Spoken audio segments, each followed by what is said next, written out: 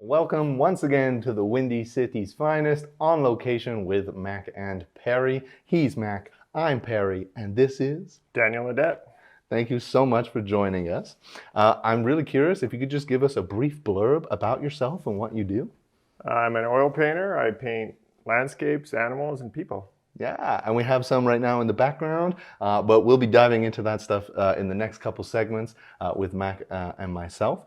For this segment, though, I'm super excited to just kind of play some icebreaker games, get to know you a little bit, and maybe create some connection points for our audience. And the first thing we like to do, in the spirit of being on location here in Lethbridge, we just have some multiple choice location-themed questions. And they're, multiple choice. So I'll just dive in and read the first one for you. Sounds good. The Oliver Block, built at the turn of the 20th century and located in downtown Lethbridge, was named as such because A, its first primary tenant was an olive factory, B, its original floor plan roughly resembled an olive, C, its owner's name was William Oliver, or D, the majority of its interior was painted with an olive-like hue. I'm going to go William Oliver. Yes! Yeah, you got it. That was a fun fact that I looked up. And there you go. Which a little bit is about this the city. block? Yeah. So I'm going to grab the hat. Wow. And yeah, this is just like coffee or tea. And then, we'll kind of go through a couple. Both? Yeah, Interesting. So it's, this might be a hard game. Aha! Okay. I'll let you do the honors and go first. And if you could read it out. Fly or drive? Ooh. Probably drive. I actually enjoy driving now. So. Have you had many opportunities to fly? A few. I've been on quite a few planes, and it's always a miserable experience. You're just crammed in and thinking, I want this to be over as soon as possible. But whereas driving, you have the autonomy and the open road. You're in a car commercial, kind of just enjoying life. And, So definitely drive. Nice, right on. I think I don't know that I've had such negative experiences when flying. So, but it's more of a novelty, I think, for myself. Okay. It'll be You like haven't every once flown in a lot? Sorry? You haven't flown a lot? Not really, no. Okay. And so it's more of a novelty, I think, for myself currently. So Sure. Okay, I'll let you do the honors. All right. Book or movie? Ooh.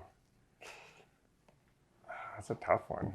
I mean, I really love movies, but I also love books. So that's my coffee or tea thing. I think I like both, but pretty much the book is always better, with the exception of maybe Fight Club. I think the movie's better than the book. Fear and Loathing in Las Vegas, they're pretty close, but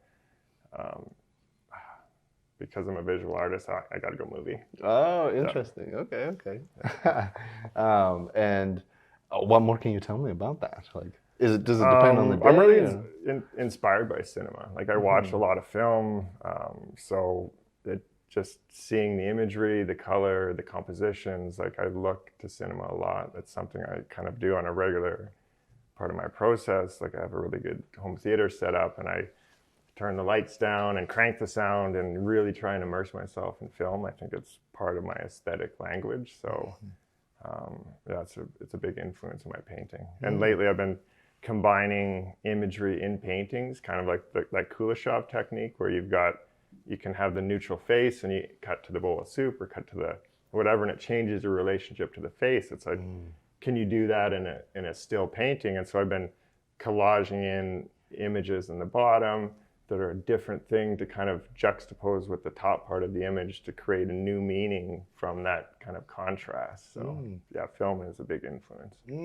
Yeah, I love that. Yeah, collage was the word that was coming to mind. And yeah. I'm super excited to maybe learn more about that moving forward. But I would be really curious, like, when do you think, what came first, or when did your passion for film or painting? I always wanted to do film. Like, actually, painting was sort of a holdover to go to film school, be a filmmaker, kind of tell those kind of stories. And then I ended up just painting, and was always there, and it kept getting better and better, and film was more and more frustrating the further into the process I got. I kept realizing, like, oh, you have to collaborate with all these other people, and there's certain things you can't do, or it's expensive, and it's just, like, I still think it's one of the most beautiful mediums when it's done really well, but there's something about painting where I have sort of total control, and the more I learned about painting, the more I could just, whatever idea I had, I could sort of seep that into the painting. And film, there was too many barriers, and so I kept turning away and going into painting. But Yeah. I mean, who knows? I might get into film again at some point because it is amazing. But I feel like they overlap in so many ways. Absolutely. And the parallel I'm drawing right there is that it sounds like film is like you're flying, and driving is like you're painting. You have a bit more autonomy. Yeah, like there's a constraint. Yeah, you're on the plane, and you're not flying the plane unless you become the pilot, which is like there's a lot of hurdles, and I didn't get over all those hurdles. So I then painting is my thing right now. But that's awesome. Yeah, maybe I'll go back to film at some point. But. Yeah. We'll move swiftly along to our tumbling towers here. Each block corresponds to a question. We can't use the top 3 rows, and I'll let you do the honors and go first. Sure. Yeah. And I guess whatever block you touch, you have to go with, right? Is that how that tumbling tower works? That is not how we've been doing it currently. Yeah, you can kind of see which ones are good to go. And 27. 27. Oh. The 27 club, that's a bad number. Well, I mean, it kind of ties into our earlier conversation. What's a book you couldn't put down? Couldn't put down? House of Leaves pops into my mind. Like that's such a strange book. It's like part book, part visual experience, because there's like pages where you're looking through the page, and they printed it so you're looking at the back of the text, and it's a really bizarre book. It's kind of like meta horror almost. Like it's written as it's found by a stripper in the trunk of a car or something, and you're reading it as like, is this fiction? Is it fact? And it's about a house that's bigger on the inside than the outside, and it starts to go into kind of cosmic horror, and a very strange, unique book. But you have to see it. Like you couldn't do it as an audiobook. So you're reading like certain word, every time the word house shows up, I think it's in blue or red, kind of like Jesus in the Bible. Like it's got this real aesthetic quality to it. So yeah, that one comes to mind. But there's I read a lot of books, so there's a lot of books I can't really put down. But that one. Do you find that you often like will come back to them after a certain amount of time? Yeah, there's certain books I'll reread, or like audiobooks is kind of my main thing now. So I'll be painting, listening to different books, and play stuff over and over. And like there's a Rick Rubin book, The Creative Act, that I could listen to that maybe once a year. Yeah. I think it's awesome to have those kind of like touchstones, or just that kind of, I don't know, do you find it, maybe we'll get into it later, but that it lets you kind of like focus elsewhere, and then things just kind of happen in the foreground? Oh yeah, like a white noise for people. Like some people play like a movie, or like the audio track or something of a film, or like the commentary or whatever, where it's just like it's a long familiar thing to kind of quiet the head noise or something. That sometimes helps. Nice. I'm very happy to kind of close off on that note and get to know you a little bit more in the following segments. But yeah, that's all the time we have this segment. So this has been the Windy City's Finest on Location with Mac and Perry. He's Mac, I'm Perry, and this has been Daniel. Welcome to the Windy City's Finest on Location with Mac and Perry. I'm Mac. He's Perry, and this is Daniel. Yeah, well, Daniel, thank you so much for agreeing to chat with us here. You chatted with Perry about your life and getting to know you a bit, but I also want to talk about your art and learn about your artistic process and all about your journey and stuff. It'll be good.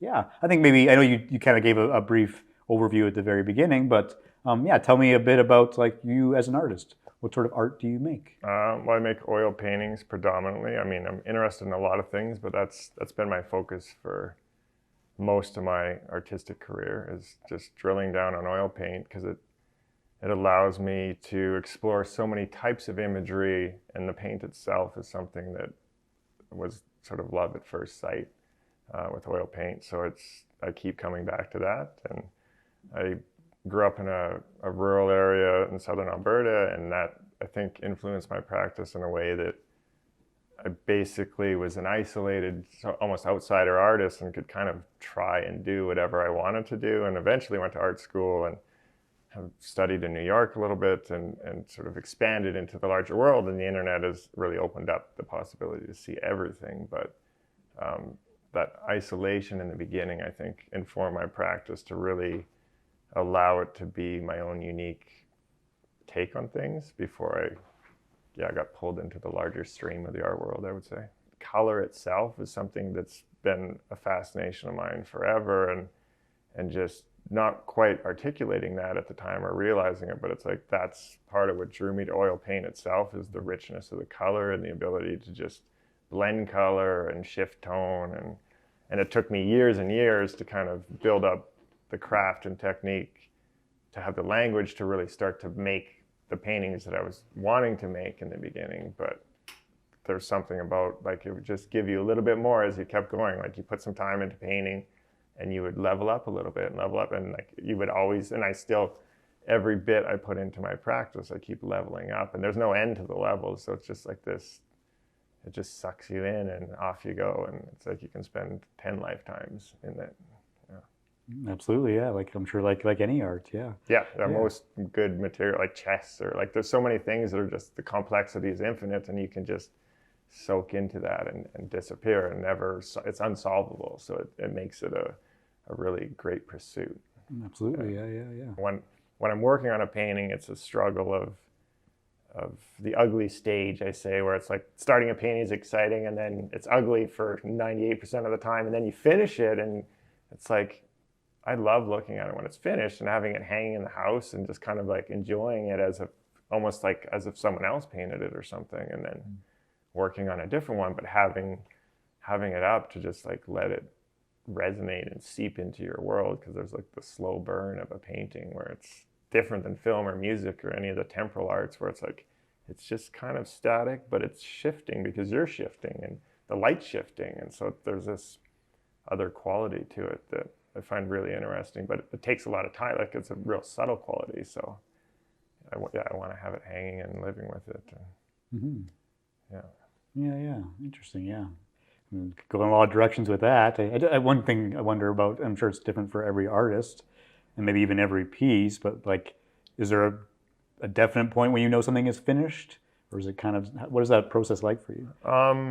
It depends on the painting. Like, sometimes it's sort of like, because I work from photo and collage, and so I have source imagery that I'm using. So it's like, this is the thing. But like, sometimes I'll work the painting and then I end up in a place where it's like, okay, I worked from the photo collage, I resolved that, and it still doesn't feel right, and I have to add something else or change something. Like, the painting is taking its own life on. But other times it's sort of like, oh no, it's just resolving it, and it's like, does it need another pass? Is it, going to get too fussy if I go over it again and like tighten up the contrast, tighten up the details, and so it's more clear cut. But it kind of depends on the painting.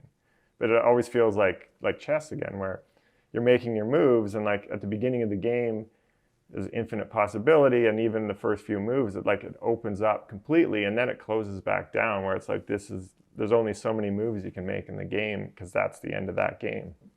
And the next game will be different, but it's like, I thought this painting was going to be this, but it's over here now, and the only thing left to do is like put this last glaze on or something, and it's like, that's that painting. And whatever I thought I was making, I could try again to make that other thing, but I ended up with this like really calming down and like looking at the work and saying, well, what's actually here and what am I responding to, as opposed to like, I had this idea in mind, I have to make that idea, and like forcing it into that, and not like allowing the paint to do the magic of paint, which is like serendipity and the kind of the subtlety that comes out of just a happy accident or a color shift that you didn't quite anticipate. And you just, if you're sort of intuitive enough, you can respond to that and be open to that. And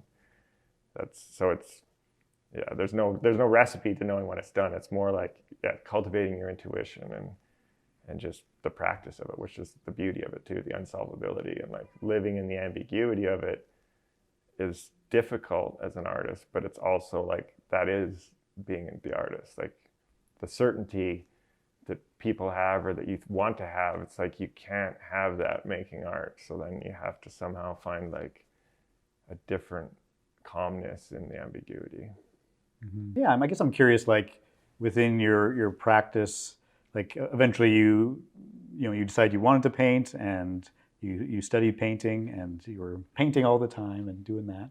Like, was it always like an idea of like, I want to be a professional painter, or was there kind of a shift at some point where you went like, this is fun, to like, this is something I want to do more seriously? I think it's more like, I've always just wanted to live the art life, which is like, carving out as much time for myself as possible to pursue my craft, whether it's painting or script writing or whatever. It's just like I want the space and time to really cultivate that and like explore it. It's sort of like a process of self-actualization and self-discovery. And so it's like I just always wanted the time. So it was never like, oh, I need to make money with my art. And I don't, like, I've always had day jobs. Like, it's like, oh, what kind of day job is going to give me the most amount of time to paint and maybe like counteract something. So it's like, oh, I'm in the studio alone all the time. So maybe my day job should be at a coffee shop, because then I get to see people over and over and visit and kind of like have a social counterpoint to like the studio life. Or like I worked in an art supply store, because it's like, well, I can ask every professional artist that comes through the door, like, what are you using that for? And how do you do this? And it's like I learned almost more in my art supply days than I did in any of my other education, because I was able to really like talk shop with other artists, other professional artists. And it's like, yeah, so it's more about cultivating that. Like recently I've shifted where I'm putting more focus on my painting, and I'm in a couple of different galleries, and it's like, oh, I can lean into that more as sort of the professional sense of like, oh, I'm going to try and live off of it per se, but I've protected that for as long as possible. Like I've been painting for several decades, so it's like, okay, maybe now is the time to really lean into it. But in the beginning it was the opposite. It's like protect my painting or my art practice as much as possible and don't try and monetize it. It was like give myself total creative freedom. And that's, I think, why painting is sort of won out over something like filmmaking, is it's like I have complete creative freedom. Like the only thing that holds me back in painting is like, can I paint that? And the more you learn the craft, it's like, oh, anything you can think, you can paint, basically. And so that's a beautiful thing to get to. Mm-hmm. Oh, it's really interesting. Yeah, I really appreciate that perspective of carving out the time for your art and working your day job, your other life around that. Mm-hmm. That makes a lot of sense. Yeah, and I assume that sounds like it was a very intentional kind of choice. Like that life lived is a connection and an experience that will make your art resonate with other people that are also living a life. Because if you're only kind of living in your art realm and studying art, you're making art that's referential to other art. You're making art for just the little clique of artists, which most of them don't necessarily care because they're busy making their own stuff. So it's like you're actually, like, you're missing what your kind of role is potentially in society. So it's like, yeah, you should open that up as much as possible. And I try and do that more and more all the time, like pursue other interests and, you know, find that balance. So it's not just like, oh, painting or whatever. Mm-hmm. Yeah, no, that makes a lot of sense. Yeah. And so it sounds like even though you are doing more painting and selling paintings and it's more on the professional side, you're still able to maintain that balance? I think so, yeah. I mean, who knows? Like if my paintings start selling like hotcakes and, you know, it's like, oh, well, okay, there's going to be maybe a period where I lose that a little bit, but I think I've built a really strong foundation of that idea in myself and in my practice, and really cultivated what I think I want to do with my practice. So I think it'll be harder for me to be swayed by a market, say, where it's like, oh, well, these paintings are selling right now, you need to make a bunch more. And it's like, maybe I would want to because I still am interested in that idea, but kind of knowing like, oh, am I doing this for the right reason? And like being self-reflective enough to really notice that. I think I've been cultivating that for a long enough time that I wouldn't get swept away in that, but you know, who knows? Like, you know, I'm 4 hours away from Calgary, and people that come out, they're like, oh yeah, I've left the sort of radius of the city where people are out camping or doing whatever. Like there's kind of this big circle of people around the city trying to escape the city, but they only go so far. And I'm just outside of that circle. So it's like, it's true isolation, which is wonderful. So it just means, yeah, a bit more driving to connect to the community. But I'm glad that I have both. And if I wouldn't have moved away as a kid, like I would just, yeah, I wouldn't be making the art I'm making. I would be maybe not even making art at all, although that's hard to picture. But I think I'd just be making very much outsider art and maybe raising cows to go along with that as my day job or something. But right. yeah.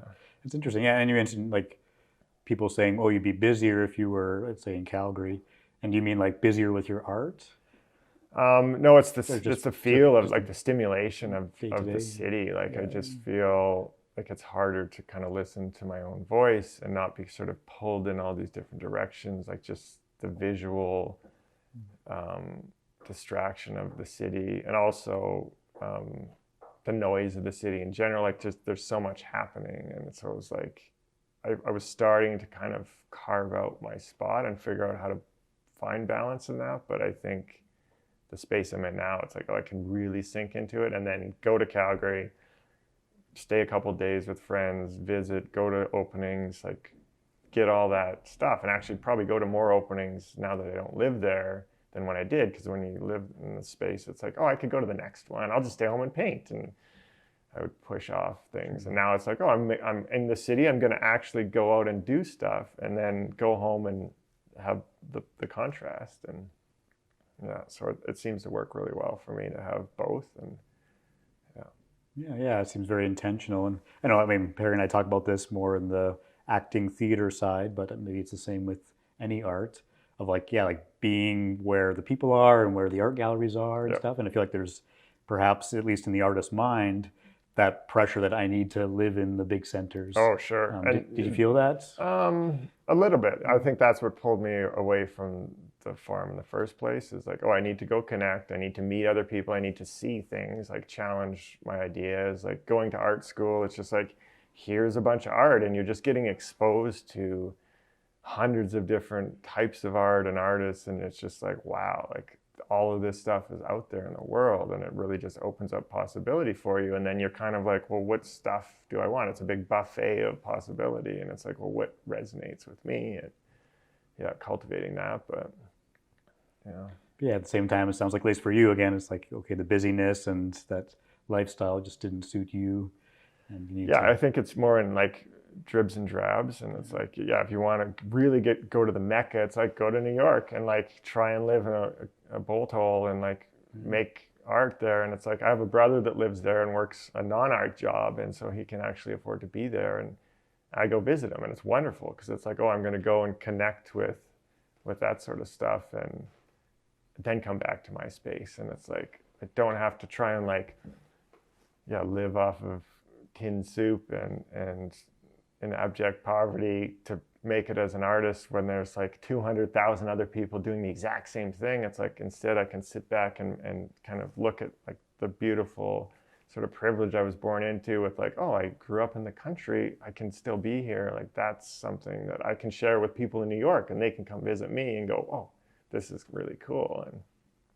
And so it's kind of leaning into like what I have, or like the opportunities of my own sort of unique existence in my space, and not trying to be like, oh, this is the path that everyone takes, because it's like anyone that does that is kind of ignoring whatever they started with, and maybe giving themselves like a handicap, because they're trying to do the exact same version of like, oh, this is how you become a famous painter or something, is like go to New York and knock on the door of the gallery or something. Yeah.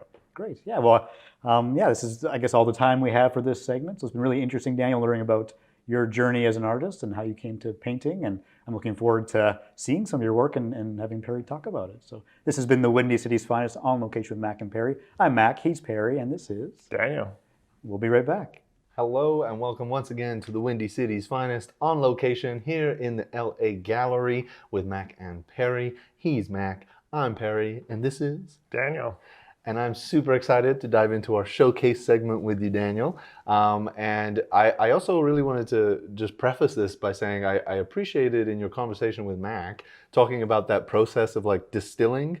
So starting with photography, and you have quite a lot of photographs, and then you have so many projects that you're working on, and then actually the ones that actually get finished, and just that kind of process of distilling, I found very interesting. And I also really loved sunsets. I absolutely love sunsets, and I love soaking them in and just taking time to actually sit in them and understand what's happening and how beautiful they are. And you have a piece here that I'm going to pull up, And I'm just curious what you can tell us about this piece initially, and we'll see what else comes to mind. Well, it's on the Milk River, so it's a photo I took on a canoe trip. So I'm floating down the river, and yeah, the sun is setting, so I'm getting this beautiful experience of being on the water with the sunset, just magical. And you photograph it, it looks like crap. It never really has the feeling of being there, but the photo gives me certain details I can use. And when I'm taking the pictures, I'm exposing for the sky, knowing that digital photography, you can kind of pull information out of the underexposed sort of strip of trees and riverbank. And it's like, okay, there's going to be enough there to work from detail-wise, but the color is, especially like all of this color is just going to look like garbage in the photo. And so then it's like, as a painter, and then remembering the experience, it's like I can pull that information out. I can play with those colors to try and really make it feel like, oh yeah, this is the experience of being on the river as the sun's setting. And this is a river that I grew up on, that I live beside.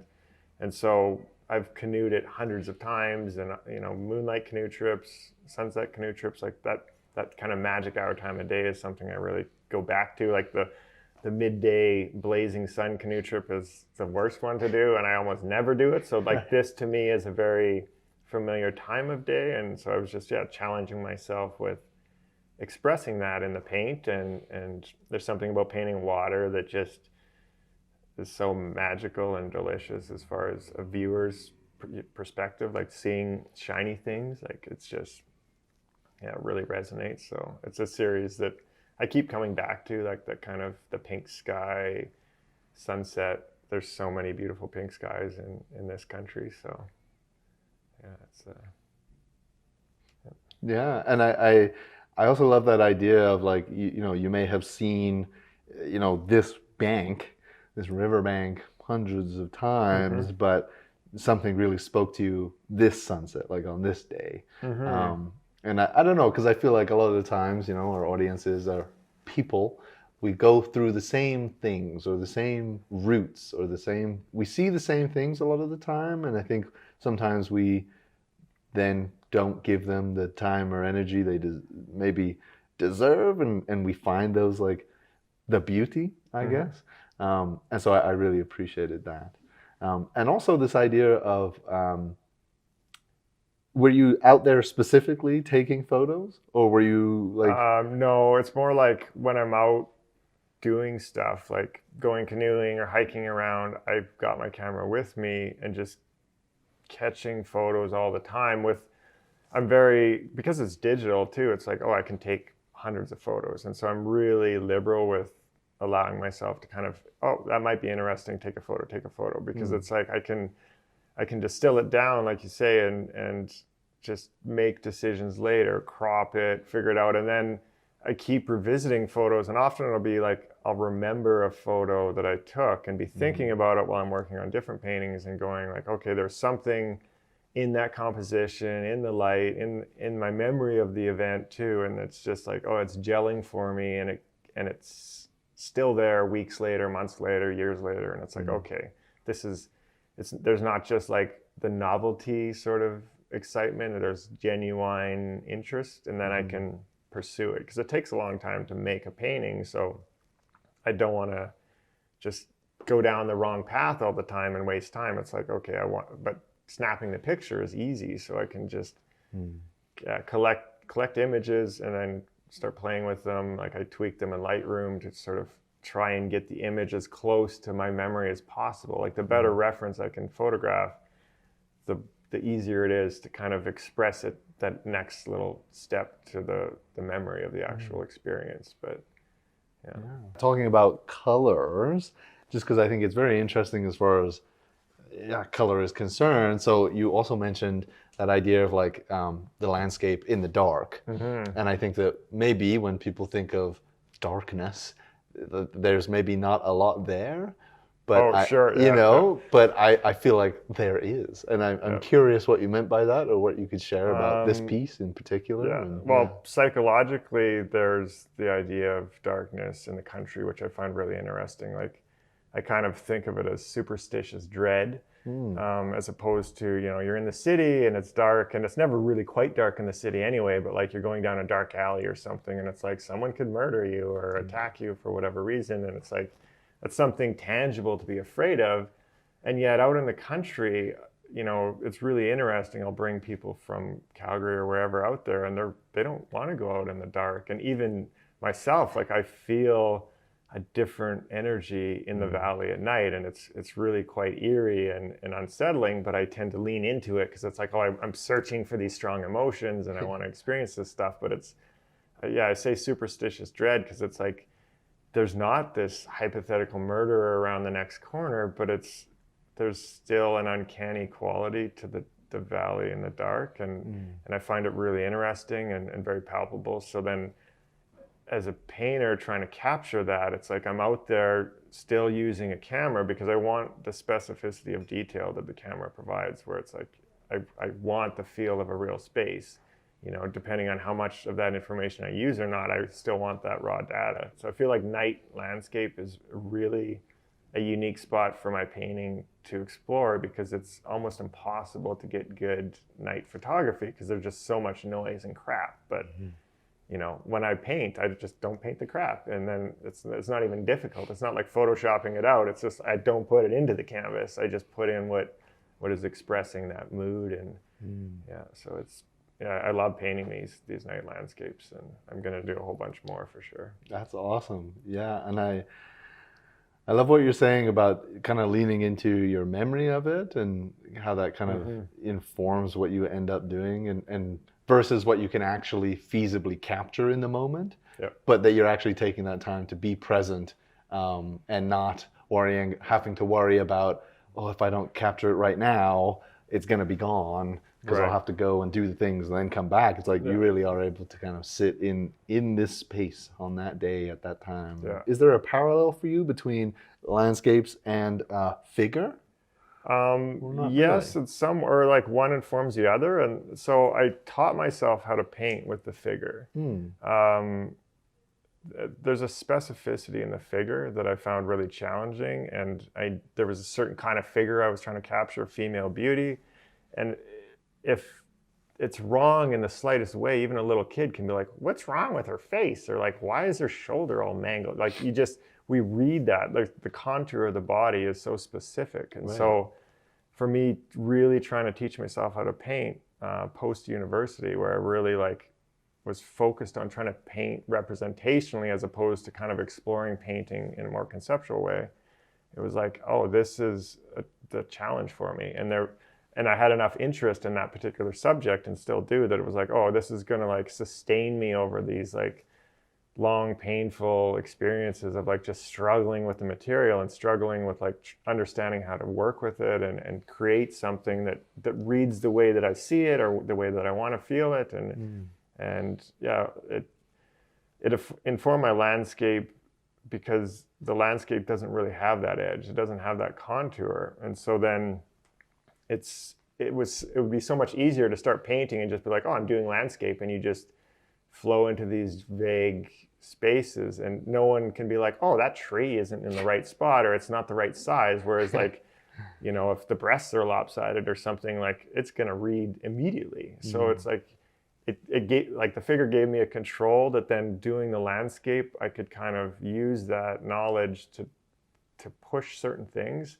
And then the landscape presented its own challenges of atmospheric perspective and no specificity of like focus of subject. It's like, well, there's a different challenges there. So then that goes back into the figure of like letting go certain areas and like allowing for ambiguity in places. And so they're kind of a cyclical thing. Like for a long time, it was like, oh, I shouldn't paint this, or I should paint this. And I was kind of like, which one? And, you know, where does it all fit? And the animals are maybe the hybrid between them. But now I'm like, oh, actually all of them are a part of my practice in such enmeshed ways that it's really hard to parse them. Yeah. I think that's a great note to end off on. So thank you so much. This has been the Windy City's Finest on location here at the LA Gallery with Mac and Perry. He's Mac, I'm Perry, and this has been Daniel Audet. Thank you.